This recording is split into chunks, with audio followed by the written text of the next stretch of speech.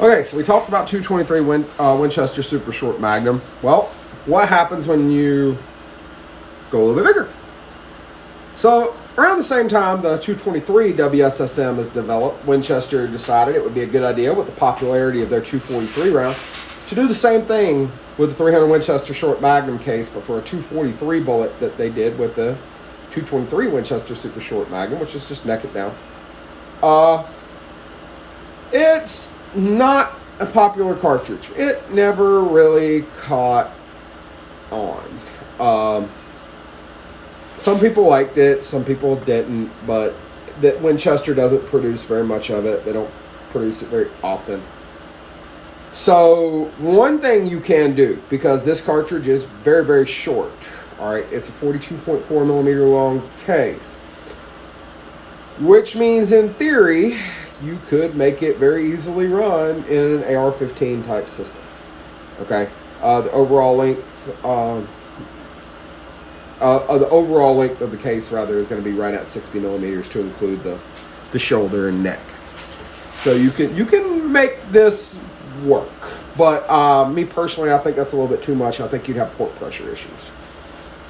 So again, how do we get more out of a cartridge? Well, you take the known and proven 243 and you put more fucking powder behind it, which is exactly what Winchester did. By using a 300 WSM case instead of a 308 case. 243, very, very short, very, very fat, like most of the Winchester short and super short Magnum cartridges. So you still got your Delta L problem with the concerns about feeding and chambering and all of that. Like the 223 Winchester Super Short Magnum and the Short Magnums as well, but to a lesser extent.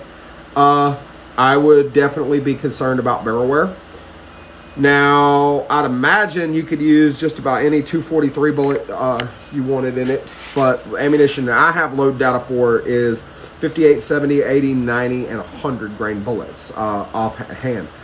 Your 100 grain bullet is stepping out at 3136 with over right at 2,200 pound-feet of muzzle energy. 90 grain at 3280 with 2150 pound-feet of energy. 80 grain 3550 with 2233 pound-feet of energy. 70 grain right at 3,700 feet per second with 2136 pound-feet of energy, and a 58 grain VMAX at 4,000 right at 4050, a little bit over 4068. And 2,132 pound-feet of energy. So for me, I'd probably be looking in that 80 grain range.